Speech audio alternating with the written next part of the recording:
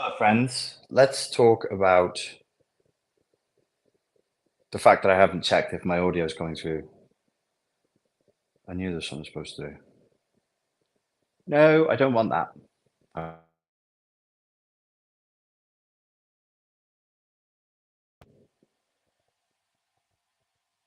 So the signal lasts. We're going to talk about narcissistic marriage and the narcissist in marriages and the narcissist in long-term relationships generally. So this comes from the YouTube community area of my channel. So if you want to ask questions, the YouTube community area is a good place to do that. You can go to the community now and ask a question there. This one comes from Phantasmic Ether. I cannot wrap my head around why narcissists get and want to stay married if they just want to act single, especially when they are so unhappy and disgusted by their spouse. So, the narcissistic worldview is actually quite hard to penetrate. It's actually quite hard to get your head inside of what a narcissist wants because a lot of mental health issues are obviously diversions, or they use that term now, neurodivergent from that which is typical, from that which is normal. So if you are healthy, it is a sign of your health that you find it hard to understand the way a narcissist thinks. It is almost as if they are happy in a type of ongoing cycle of misery as long as they can play the persecutor and victimize somebody. So, is it possible? Let's be philosophical for a second here. Is it possible that if somebody really had full-blown narcissistic personality disorder, that they would be quote unquote happier, or should we say perhaps more secure, but let's say happier in situation, there's two situations they can have. Situation one, they can be with a partner who disappoints them, who irritates them, who you said they are unhappy with, they're disgusted by, and they see you as a general wretch, as you go on to say. I'll read your full question in a moment. Or in situation two, they could be with an adult whom they can be an adult with, who they can also afford to be vulnerable and intimate and childlike with when it is appropriate, who largely speaking share the same values, who largely speaking share the same objectives, and believe, I'm being sneaky now, believe in marriage as an institution and believe in commitment and long-term relationships. So those are the two situations. If you are normal or you have mental health issues, but you're kind of clustered around somewhere within the statistical mean or norm for humanity, probably to you, situation two would seem much more attractive than situation one. Now, I'm claiming for the narcissist, given those choices, they will choose situation one every single time. They will choose to be in a relationship that they find fundamentally unsatisfying, where they have a designated target for their negative emotion to dump on and to direct all their anger, frustration, and disappointment on, where that target won't leave, over an authentic, genuine, intimate relationship where you need a combination for an intimate relationship of strong boundaries, but also places where the boundaries dissolve so that there can be intimacy in a structured and safe way. So there can be vulnerability within the boundaries of the protection of the relationship. The narcissist, the NPD, let's say, NPD stands for narcissistic personality disorder. The NPD individual will choose the mentally sick situation over the mentally healthy one. And you might be sat there a bit cross-eyed now going, why? So I'm being you watching, and I'm like, hang on a second. These people are egomaniacs. They want what is best of everything. They want to feel superior to everybody. And now this guy, who's me, is saying actually they would rather be in a wretched relationship than in an authentic and healthy one. Yes, that's exactly what I'm saying. That's exactly what I'm saying. And this is why I know I'm repetitive and I know I'm like a stock record sometimes. I am concerned with penetrating to the actual architecture of a narcissistic personality disordered individual. We must understand the the superstructure of the personality. Otherwise, we'll get nowhere. So it's normal. This is not an accusation. I did it. We all do it. You're in a narcissistically abusive relationship. You go through time. You realize it's abusive. You don't know exactly why, and then you leave, or you find your way out, or you start to find a way out.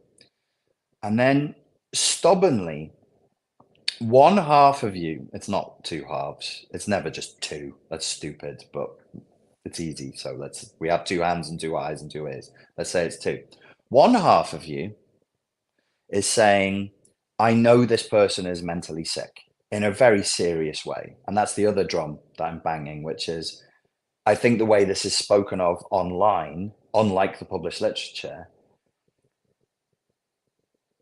doesn't account for how mentally sick.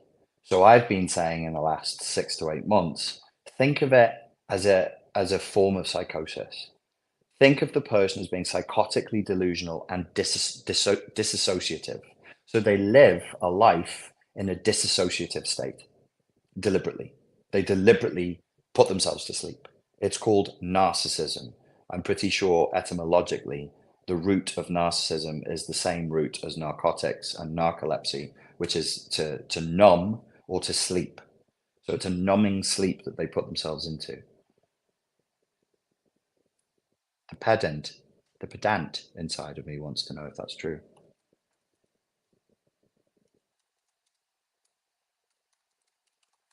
Sorry.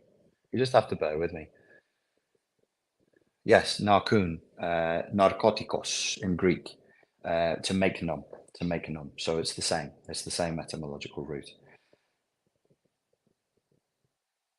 So as a thought experiment, as an exercise in empathy for the worldview of narcissists, enter, try in your imagination to imagine you've put on virtual reality goggles, and this is giving you an insight into narcissism land. It is not your land, it is their land. It is an alien planet to you. So stubbornly, when you break up from the relationship, you know that they're mentally sick, but then we stubbornly keep trying to put our normal values onto them. And it's very confusing and it's exhausting to do that. You almost, in a certain way, have to give up. You have to give up hope and just be like, no, this person is deranged. This is a deranged person. This is a lunatic. This is not very PC calling people lunatics. Well, it's a good thing I don't give a fuck about being politically correct. This is a sickness. It's a delusion. It's a form of ongoing psychosis. It's dissociative. So if you keep insisting on viewing them with your moral code, with your morality and your perceptions, you'll stay stuck. You'll stay very, very frustrated. So enter their world and think about relationships through the eyes of a narcissist. Exit their world. What is it like for you? What you want, probably, unless you're also deranged, is I'm not saying equals, okay? Let's stay away from that whole confusing debate. You want things to be fair. You want things to be fair and you want things to be an equilibrium. They must be just. There cannot be abuse. There must be respect. That respect may even be a type of reverence. Respect that moves beyond the normal to a kind of reverence for the other person. That doesn't mean worship. It means that you respect the other person and you respect the relationship as a third entity. You honor the other person. You honor the relationship as a third entity. It takes sacrifice. It takes discipline. It takes will. It takes maturity. It can be run only by adults, only by adults who are at least half awake, minimum. When it fails, and it fails not just because of narcissism, it fails for a multitude of reasons. It's because one or both of the partners is not 51% awake. They're 38% awake or 28% awake, and largely they are asleep. This is also normal. This is normal. So outside of the narcissistic worldview, you want some kind of an equilibrium. You want things to be fair. You want things to be healthy and interrelational. You don't want consciously codependence. You don't want counterdependence. Something like beneficial, fair, conscious interdependence is fine. Any other kind of fusing, merging, or boundary breaking scenario, no bueno. It's not good. So you want something that looks like this, roughly speaking. That's the map that you're trying to create. Like it should be mapped like that. Because if it's like this, somebody's winning and somebody's losing. If it's like this, it's going to be painful. Somebody's going to feel exploited, and then the other person will be the exploiter. Somebody's benefiting more from the relationship than the other person is. That's not good. Now put your VR goggles back on and go into narcissism land. Their idea of a stable relationship is not this. It's not dynamically moving equilibrium across time where you seek to honor the other person, honor the relationship, and respect each other's boundaries whilst generating as much safety and intimacy and vulnerability as you can as a normal human being. Their idea of stability is this. I'm on top, you're beneath me. I dominate you, you submit to me. I exploit you, you remain exploited. I persecute you, you remain a victim. That is the narcissist's view of long-term relationships. That is the narcissist's view of marriage. They do not respect the institution of marriage. They don't respect any institutions that rely on honor or morality or respect whatsoever, because they don't have any of that stuff to trade. They don't have any honor or respect or morality to trade in. It is a mental health disorder of immorality, of amorality. This is why some people will say we probably should go back to our historical roots psychologically and start referring to all of these sub-disorders within the cluster B spectrum as forms of psychopathy. Because psychopathy originally, if you go back to the 1850s, 1860s, meant a moral degenerate. These were much more religious times, but it meant moral degeneracy or raw criminality, for want of another term. So you have asked the question, I cannot wrap my head around why narcissists get and want to stay married if they just want to act single, especially when they are so unhappy and disgusted by their spouse. Of course, they want all of the benefits of being in a relationship that's stable, where they've trapped, presumably, a good source of narcissistic supply, a good human being, and are exploiting them and drinking their milkshake daily. And if they can also get the benefits of extramarital affairs, sexual conquest, romantic conquest, because these people are not just sexually promiscuous, they're emotionally promiscuous. It's all narcissistic supply to them. Sex is great, love is better. Sex is good, but romance, if you can have other people fall in love with you, so much the better. They are physically and emotionally intimate with strangers very quickly. That is not just my opinion. That is published research. And that's all cluster B personality disordered individuals. You can look it up. Go to Google Scholar. Go to Google Scholar. Look at promiscuity, cluster B. Look up emotional promiscuity in cluster B. They are significantly statistically more sexually promiscuous and more emotionally promiscuous than people outside of the cluster B spectrum of disorders. They do not care about you. They do not care about love.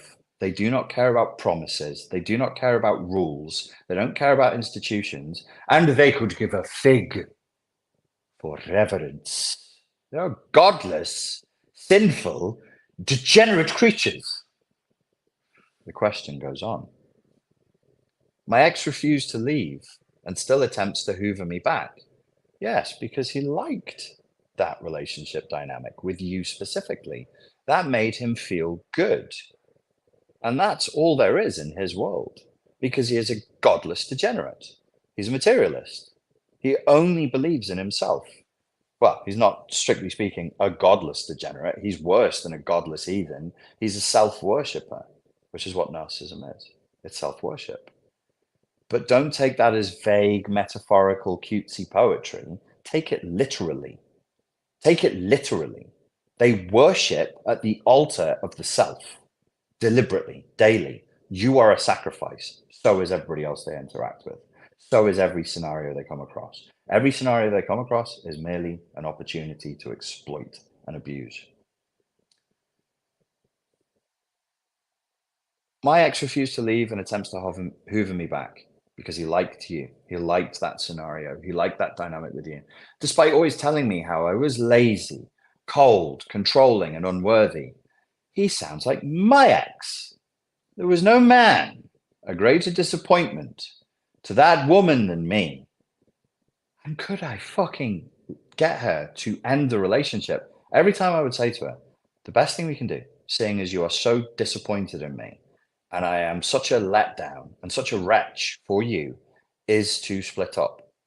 And then histrionics, rolling round on the floor, not metaphorically, literally rolling round on the floor, pulling at her hair, kneeling before me and sobbing, promising, I'll change, I'll go to therapy. I beg you, please leave me. I know there's something wrong with me. I know I'm awful to you. Please give me one more chance, one more chance, one more chance. I was a younger man then, more impressionable, more naive. And it moved me the first 3 or 4 times, by 5 or 6, it moved me less. And so I stayed, even though I was the one saying we should end this. He attempts to get back with me despite always telling me how I was lazy, cold, controlling, unworthy, a general wretch. A general wretch. And he cheated continuously. What is the point? The point is there is no point. The point is the abuse. The point is your confusion. The point is your suffering. These people are evil. Their intentions are evil. The consequences of their actions are evil and chaotic and destructive and divisive and corrupting. And they leave the world a worse place. They hollow people out. They disembowel humans and leave them empty and suffering to, haunt the land, wailing continuously unless you get the proper help.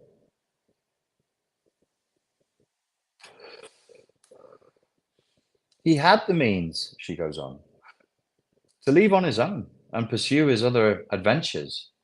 Why stay with someone you hate? Because he hates you. And he loved that. He loved hating you. He loved vomiting his vile negative energy into and onto you. He loved using you as a receptacle for his own negativity. So the narcissist is fundamentally fragile and vulnerable in its structure always. It's a house built on sand. And they're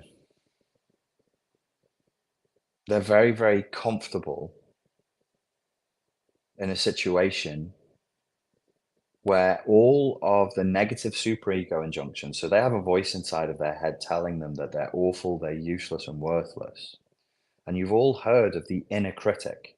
And the inner critic, I think it was very well popularized. I don't think it was Pete Walker that first popularized it, but he did further popularize it. I like Pete Walker very much, as you know, psychotherapist from San Francisco. But the proper technical term for this is a superego injunction. And these are introjects that they're receiving, and they're very negative. And what you don't know, because we all know about the inner critic, is there is something called the outer critic. The narcissistic personality structure, if you look at the Freudian model, there should be a superego, an ego, and an id. There's no ego. Yes, they are by layman's terms, egomaniacs, undeniably. But there isn't really a healthy boundaried ego there as such. There isn't really one there as such. There is a very powerful superego. And that superego is battering the ego. And the ego can't, because it has no boundaries, it can't resist the negative injunctions from above, from the super ego, which is Freud actually called in German, and it makes more sense. Ich for ego. Ich means I, and über ich. Sorry to sound a bit Scouse when I say it. Über ich. Über ich. The I, the self, and then the over self, the over I. It can't, the ego, the I, can't fight these vicious, savage, negative superego injunctions, nor can it fight from below the id, the childish impulses. That's why you see very low impulse control. That's why you would have seen cheating. That's why you would have seen a lot of lying and a lot of emotional and sexual promiscuity, because the child takes over and there's nothing there to fight those impulses. There's nothing there to keep them at bay, as there's nothing there to stop the negative superego injunctions coming down. So what's he going to do with those negative superego injunctions? He's going to use his outer critic, not inner critic. He's going to use his outer critic to find fault in everything you do, because he cannot bear, because there's no ego there to bear the load, cannot bear the weight of negativity that's coming down from on high. So he projects it onto you. That's why I wanted to stay with you. Something about you was resilient, stoic. I don't know you. Maybe codependent, maybe dependent. Maybe you've been taught to never give up when you were a child. Maybe you were taught to honor your marriage vows no matter what. Maybe you're raised in a religious environment, but you must have been very strong. And that's why he needed you. Because other people he's tried that with have told him to fuck off. Other people he's tried that with broke, and then there was no use anymore. Other people he's tried that with would just do it back to him. No, you were the perfect one. That's why I wanted you back. What is the point? He had the means to leave on his own and pursue his other adventures. Why stay with someone you hate? Because of the stability as a receptacle of his super ego negativity that you represented. That's why. Always love your work, Richard. Oh, thank you. You have been truly a massive influence and inspiration in my journey through and out of the worst time in my life. But this healing, ruminating, relearning to live thing is a real bitch. But she has asterisked the word bitch out of politeness and manners. The first part of the question, so the stages of grief in relation, did that help, by the way? Was that sensible? Did it make sense? Could you just let me know in the comments? Is there anything you didn't understand? Just let me know in the comments before I move on.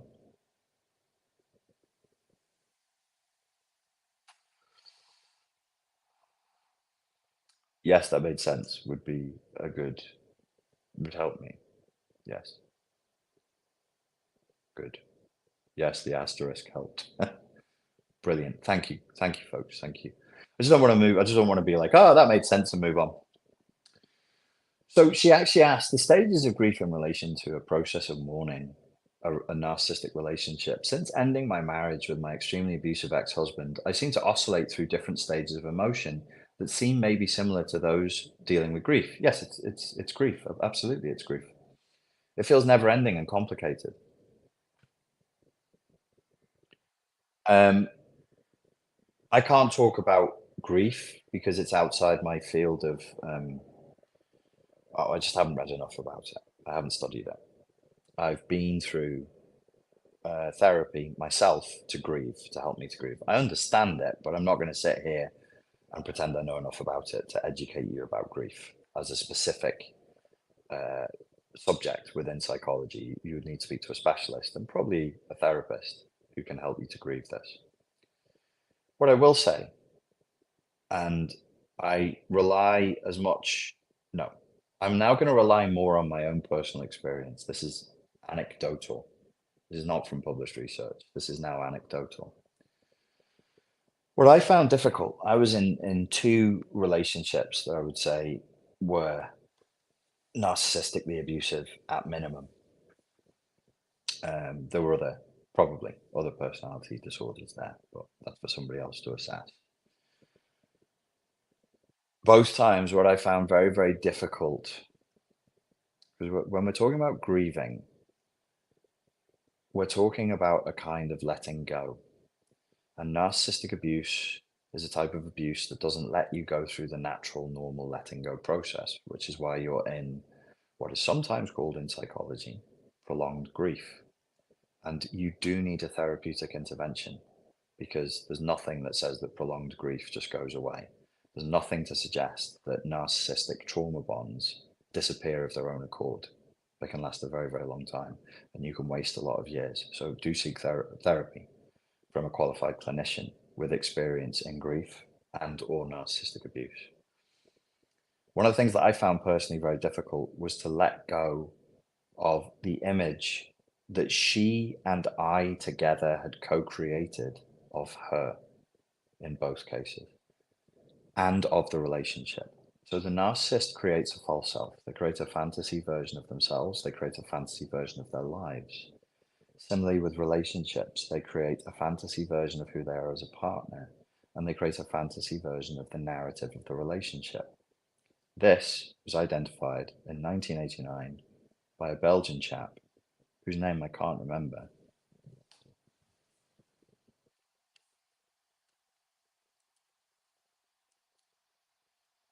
I have to know.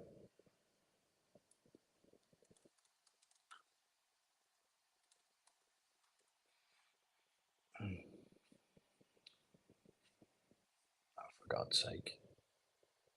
Now it's just all YouTube videos about narcissistic shared fantasy. No, I want to call him Byrne, but he's not. Sander, 1989. Why do I want to call him Byrne? Because he's from the University of Ghent. That makes sense in my head. Byrne, Eric Byrne, Ghent. Anyway, Sander, 1989, published a book about this. This is the shared fantasy space. So shared fantasy is normal. All relationships have a shared fantasy space, according to Sander. Um, the best way to understand it, well, the best way for someone like me to understand it, who's not very academically minded, was Dungeons and Dragons. So whilst you're playing Dungeons and Dragons, in order to get the payoff of playing the game, you are a wizard, you are an elf, you are a warrior or an orc or whatever role you've been assigned, so that you can get the pleasure and the payoff of playing the game. That's a shared fantasy. All relationships have a shared fantasy. There's a story of us. There might even be a film or a book that's called The Story of Us. In fact, I'm sure there is. There's always a story of us. And to a degree, hyper idealization of your partner is normal. You hyper idealize each other in order to get into the relationship. It's fine, it's normal, it's healthy. As with all things, the narcissistic personality disordered mind virus hacks that which is normal, corrupts it, and makes it really vile and really awful. So you are hyper idealized, they are hyper idealized, you co idealize each other, and then you idealize the relationship itself. And you live inside of a shared fantasy space. But it's run by a narcissist, it's run by somebody who's a fucking lunatic, who's delusional and has evil intentions for you, and whose actions, the consequences of which are evil and corrupting and divisive and destroy life. It's not cute. It's not a parlor game. It's extremely dangerous and extremely damaging. And you have to take it very, very seriously. Why can you not heal? Because you're still trapped inside of that shared fantasy space. Unless you go to a therapist and they help you to deconstruct the shared fantasy space brick by brick, I see no reason to assume why it would go away. It has to be taken apart. We have a course on richardgrannon.com. It's been around for a while now. It's the best course I ever did. but it's probably the hardest. It's called Unplug from the Matrix of Narcissistic Abuse. If you get on it, and then you find a therapist who will work through the course with you. They don't have to do all of it. They might just take pieces of it and work with you through it. We add the therapist to the course for free. And it's a useful course, and it's specifically designed to take apart that shared fantasy space and allow you to move on. Because if you don't, and it still lives within you, you're still living with them, introjected. So the narcissistic voice, the narcissistic person, colonizes a part of your brain. They affect your decision making. They affect your capacity to recover. They affect your capacity to do therapy. Sometimes when you're doing therapy from their coordinates. You're healing from the narcissist's coordinates, and you are not authentically healing at all. I'm not trying to frighten anybody, but it's a very, very serious problem, and it leads to prolonged grief. It leads to post-traumatic embitterment syndrome. It's not like this is a terrible thing that happened to you 6 months ago, or a year ago, or 3 years ago. And everything since then, while it's not been puppy dogs and rainbows, it's been fair. It's been fair, and you've had a fair crack at life. No, that's not like that. It's as though it happened yesterday, and you're still stuck in the vampire's tomb with them. Remember, the narcissistic fantasy is a dead fantasy. They don't like life. They don't like change. They don't like authenticity. They don't like spontaneity. It's why I think the lore, LORE, around vampires was, a medieval to 18th century way of understanding narcissistic personality disorder before the first book, A Picture of Dorian Gray, which really, really focuses and actually names the flower Narcissus is named within the book. And it's still a kind of a sci-fi horror story, really, the picture of Dorian Gray. But before that, there was vampires, and the lore, LORE, is they drink your blood, they move at night only when everybody sleeps, sleep, narcissism, narcotics, narcolepsy, to make numb, to induce sleep. It's a delusional personality disorder. It's based in numbing, in drugging, in making people fall asleep and going into a sort of somnambulistic, hypnotized state. It's a form of brainwashing. It's a cult. This is a cult leader. You have to break free from the cult. The cult programming is already in. You don't just get to end the relationship and be like, oh, well, that's over now. It isn't. It's not how it works. So it's a dead fantasy that they have. They want you down in the crypt with them. They want you living by night and feeding off others with them in a symbiotic relationship. The fantasy of who they are is stark, isn't it? When you think about how they present themselves, how they present their life, and who they are, it looks like those god-awful paintings that the Austrian painter did. It's stark. It's two-dimensional. It looks like the creative work. The Austrian painter's work looks like the creative work of somebody with terrible PTSD. It's skeletal. All life is drained.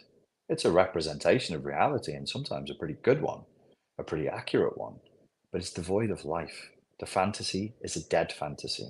They want you dead with them.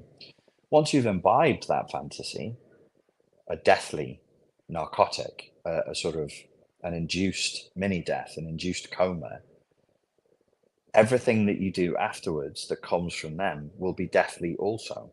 You will find yourself becoming more introverted, more isolated. You will shy away from the light. You will shy away from life. You will shy away from spontaneity. You will shy away from love. You will linger in darkness. And that is their intention for you and all of humanity. They want to turn all human beings into versions of them. In that way, it's kind of like a virus.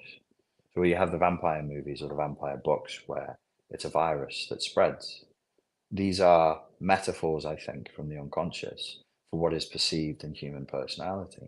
A darkness, an evil so awful that you can't consciously bring it to light.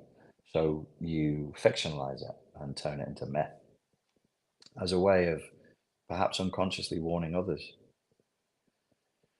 Mourning the relationship means letting go of the fantasy. And that means accepting that it was a fantasy. And that means accepting that none of it was real. And for me personally, I found that very, very painful. Very painful. None of it was real. Not one word, not one moment, not one incident took place in the real world between two human beings having an authentic experience. Never, not once. It took time for me, it took months for me to work my head around the idea that this was something that she actually wasn't capable of. And I was in therapy for that period, thankfully. She just wasn't capable of it. She's not qualified or capable of offering me authenticity, intimacy, vulnerability, or love in any meaningful sense. She used the word love. She gave me demonstrations of love, but I was a butterfly trapped in a jar, waiting to be pinned to a board. I could never, ever fly away again. It's a dead fantasy. She liked me. She thought I was a pretty thing to be kept in a collection with the other pretty things that she could look at. A pretty dead thing nailed to a board that she could study and look at and keep forever because they're eternal. The fantasy is dead and dead is forever. Well, that went dark. It all went a bit Edgar Allan Poe there. Let's do some questions, shall we? I hope that that helped you. Oh, your name is Phantasmic Ether. That's very appropriate to the turn that that took. And you have on your YouTube channel wallpaper that says "Never fear truth." Never fear truth. There we go. Hand out the ether and the absinthe. We shall now smoke opium and write dark poetry about skeletal demons entering the bedroom window at night, succubus and incubus, and so on and so forth. Do narcissists experience a different reality? Yes, a delusional reality that's one of their making. How to handle kids when they smear and push for sole custody and the system doesn't seem to care. I've never had children. I've never been in this situation. I don't like talking about things that I haven't experienced and I'm not qualified to. There is a lady, a colleague of mine, called Sarah Davison, and on YouTube she is Sarah Davison Divorce Coach. She is on YouTube, she's on Instagram, and she has a website. She's been through it and she can help you. You must be almost irresistible to female narcissists. What makes you think that? Female narcissists. I don't think we can say that as a collective we know what female narcissists are looking for. So let's say that you meant that in a complimentary way, in which case, enchanté, thank you very much. But what you might see as being an attractive trait, dependent on what they seek to feed on, it could be repellent for them. They're not looking for authenticity. They're not looking to create meaningful connections with people. They hate that. They hate vulnerability. Well, they just can't do it. It's just impossible. I think, Crispy says, oh, female narcissist would run from you at this point. You know too much. Yes. I'm like Constantine, but not the Keanu Reeves Constantine, the original Constantine from the graphic novels, who's from where I'm from. How are you? Oh God. Any similar Spanish language resources or people you'd recommend, please and thank you. No, there was a lady from America who used to do videos in Spanish on YouTube, but she disappeared. I'm going to do Spanish material gulp on narcissism next year because I'm working with an American company that wants me to deliver material that is specifically designed for Latin American audiences, which is one of the reasons why I signed up to the Spanish school here to improve my Spanish. I can make myself understood, but there's a lot of technical language in the study of narcissism that I don't know how to. I just don't know the language, and I'm not good at conjugating Spanish verbs. Is anyone? I have an adult son living with me on probation, another son in a mental health facility, and I've met a man I think we could connect. Ideas about how to approach him and connect. Kathy, I'd love to help you. I don't understand modern dating.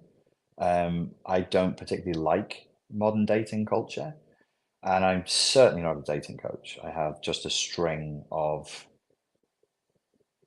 well, they weren't all awful relationships, but I have a string of unsuccessful relationships behind me, so I don't presume to give people dating advice. Sorry, I can't help you. I'm sure there's many good dating coaches out there who could, though. T. Lewis says, Hola, hola, hola, ¿qué tal? I'm 20 years divorced and still healing. Found hypnotherapy a huge help more recently as it blanked out so much. I'm very glad to hear that. Should I give my MPD mother an audience? No, that'll make her worse if she has an audience to perform for. She's getting old, and I don't want to regret not giving her a boundaried chance for limited contact. She's trying to re-establish contact. Then you should do what you feel is right. You should do what you feel is right. You're an adult, you are potent, you are armed with knowledge, and you will not let childish hopes. No, you will not.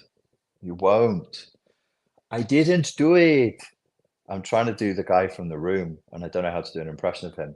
I will not. I will not do it. You won't fall prey to childish hopes. She's probably going to hurt your feelings again, but you can cope with that. So do what you think is right. I enjoy your recitation of Portuguese commercials. So do I. Usually when I'm stuck in a traffic jam and I'm bored.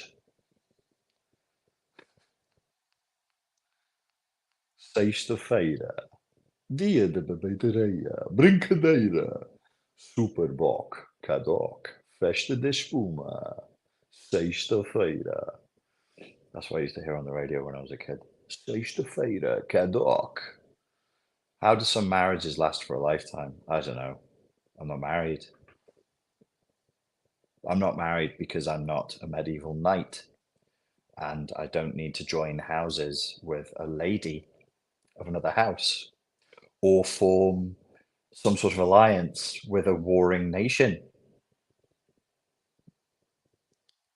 I'm just a humble peasant, so I don't know anything about that. I never got married. Um, maybe they just don't know how to leave. Maybe they're not allowed to leave. Maybe there's cultural or religious restrictions. I don't know. I don't know. I'm not the dating guy. I'm not the marriage guy. I'm the guy that helps you get over narcissistic abuse, and that's it. I have my lane, and I stay in this little lane right here. I can teach you about martial arts if you want to know about self-defense. Hiya, ha chop, chop, and then poke. Boop. I split with my husband a couple of weeks ago. I'm sorry to hear that, Nina. Can two narcissists be happy together? What do you mean by happy? I don't know that somebody with narcissistic personality disorder ever knows a moment of happiness in their entire lives. They know domination, they know victory, they know the thrill of the con, they know the thrill of winning in a competition. But happiness? No, no, I don't think so. Do you ever learn to trust again? Yes, but you should go to therapy. The thing about trusting people, and it's become a cliche, I've heard lots of people say this so much. It's not a question of you being able to trust people. It's that you lose capacity, um, you lose your trust in your capacity to assess other people properly, free from illusion. And therapy and maturation can really help with that. And then you realize, oh, I actually see people quite clearly. Okay, so I'll use my big brain and I'll go into my adult ego state and assess things properly, not from a childish or traumatized state. You don't want to replay old scripts, as my therapist would say to me. You don't want to replay old scripts because he's a cockney geezer. and he does transactional analysis with me, and he's very good. All right, Richard, are you blending with an old script today? No, I'm trying not to. Well, I don't believe you. So he says, and I go, that's all right. I've been blending with old scripts again because I'm a naughty fellow. Proper geezers, says Beer27. Yeah, proper geezers. Jazz says 12 years with a borderline, she was never happy. No, they don't, generally speaking, know much happiness. If it's true borderline personality disorder, it's very hard. Like, to be happy, you need emotional regulation. You need your, just think how awful it is for borderlines with all that emotional dysregulation. Their perceptions are constantly warped. They're constantly looking for signs, like desperately, fretfully, in their abandonment terror, looking for signs of abandonment. How could anybody be happy?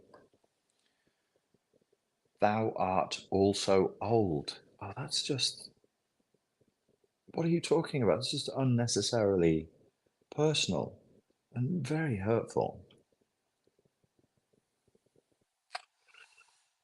Miss Rosa Spain says, hello, Richard, my boyfriend. I am not your boyfriend. I have never met you.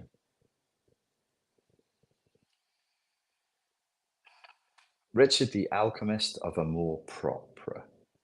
I don't know what that means. And W says, don't inhale. I wouldn't. I would never.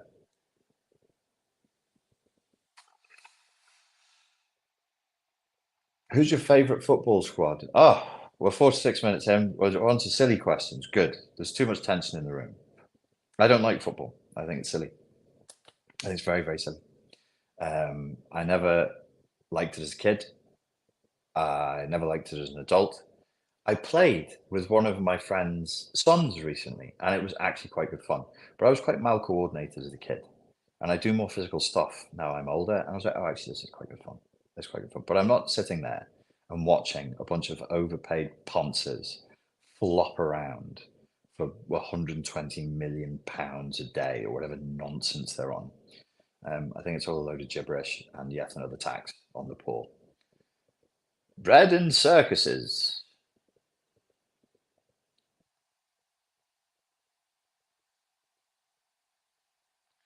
Shadows and dust, Maximus. Shadows and dust. D. Snuts. Oh, that's clever. No?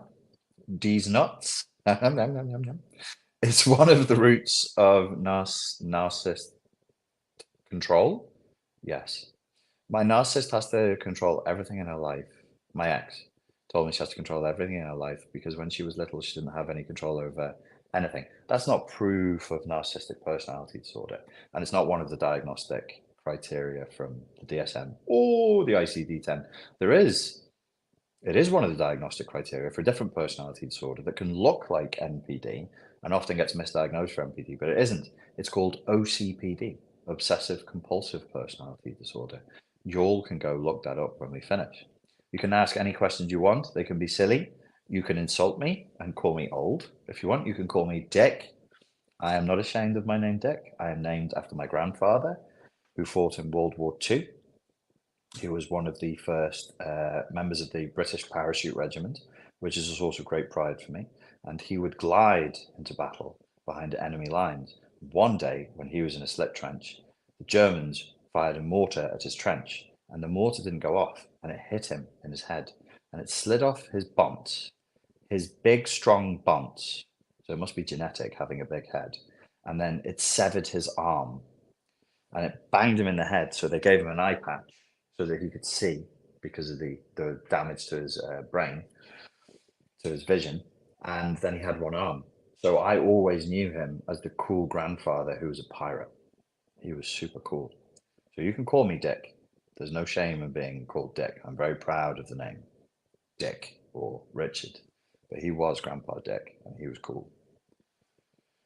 What is the sexual deprivation all about? I think once a culture or society reaches a certain point of affluence and comfort, and there's very little else to struggle for, we start tearing at each other over the silliest things, and agonizing over the silliest things, and we don't really quite know what to do with all of our free time. And so sexual deprivation is probably in the same cluster of cultural fixations as food. It's pleasure. It's for pleasure, the pleasure of the self in the material world. I'm not anti-pleasure. I'm very for pleasure. Time is short. Have pleasure. But you've got to moderate pleasure. You've got to think, is this pleasure still pleasurable? Or am I dropping now into various levels of animalistic depravity in which things are not pleasurable? Because sometimes restriction and discipline is also pleasurable, but in a different way. You have to balance. You have to balance. You don't want depravity. And you mentioned depravity specifically. Um, bup, bup, bup, bup, bup, bup, bup. Seeking Star Water says, Richard, you've taught me so much. So thank you. 4 months no contact. Divorce filed. Well done. Very well done. I'm glad to hear that. Wow. So many folks in my shoes in here. That's why it's useful to connect with people online. You can connect with people online on almost any subject. And narcissistic abuse can feel very, very isolating. So sometimes it's good to talk to people who are having the same or have had the same experience as you, so you know you're not alone and or crazy. Why is it not possible for narcissists to take accountability for shortcomings? I did a video. Oh, it's not out yet. There's a video coming out tomorrow, and it's all about the war cry of the narcissist, which it's rooted in denial. It's rooted in denial. Nothing is ever their fault. It's part of the narcissist personality structure. Very curious how the conversation went with your loud and happy neighbors the other day. Yes, they were very loud last night. God, there was a hell of a rogering going on last night. Well done them. However, the all of that energy that was being expressed sexually whilst I was doing my live last night, then at some point turned into rage, and the same girl was screaming again this morning at 6 o'clock in the morning when I was trying to sleep. But she was not happy. I don't know what had happened, but she was making a lot of noise again, but not the happy noise, a very unhappy noise. They were having a terrible argument. Oh well, the cycles of life, etc. Maybe tonight they'll be happy again. Can MDMA cure narcissism? I doubt it.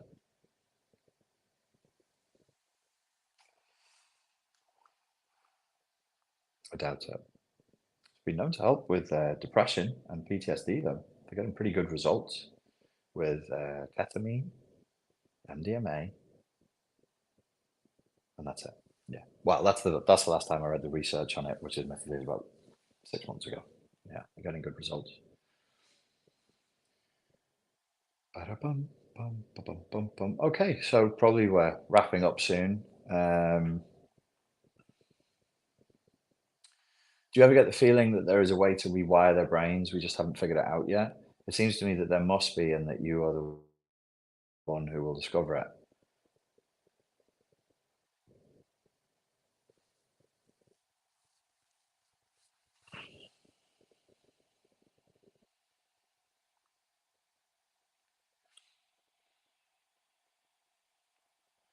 Well, let's assume positively that we get through this shaky bit of history that we're living through and have been living through, and things restabilize, and artificial intelligence is brought under control, and its dangers are recognized, and we're not just going money, money, money. We're thinking humanity, humanity, humanity, civilization, civilization, civilization.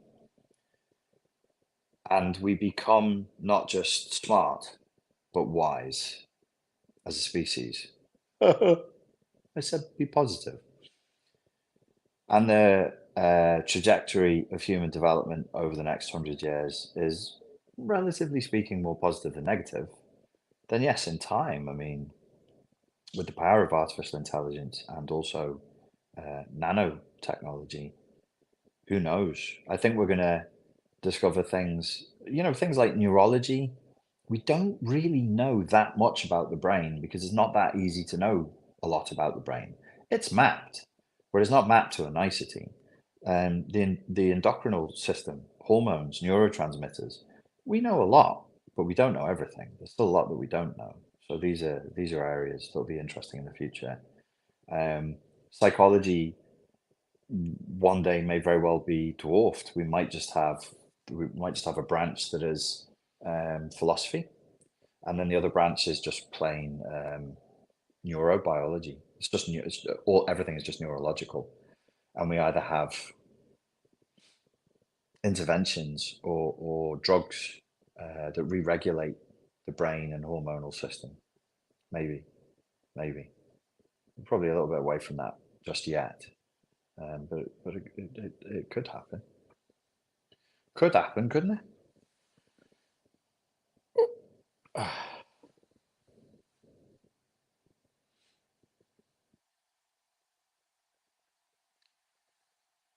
Have you seen that video with a guy? I mean, I just assume it's a guy, I don't know. But they call him Ray. I can't figure out if it's serious or what, but it's wild. Talking about tunnels and calls. No, I haven't. It's a bad idea when British people. Yes, it is. Yes. Um, all right. Sound. We're probably done. I probably should read my book and go to sleep, like. So, I hope that was useful. Ladies and gentlemen, please like the video, put a comment on it, that helps the algorithm. Share it if you enjoyed it, that helps me. Um, Unplug from the Matrix of Narcissistic Abuse is the video if you want to break out of a shared fantasy. And then there is the Narcissistic Matrix reintegration course. That's the latest course. That's only a few months old, with the most updated information for recovery from narcissistic abuse and specifically the CPTSD that is induced by narcissistic abuse. Now, my Russian web designer hasn't changed the web page because I looked at the sales page before. So if you go and you put in the code in capital letters, integration, all in capitals, 888, it gives you a discount. I don't know how much, but I know it gives you a discount. And that'll still be available for a couple of days. So, ladies and gents, that's it. Thank you very much for your time and for your attention. And I look forward to speaking to you soon. Thank you.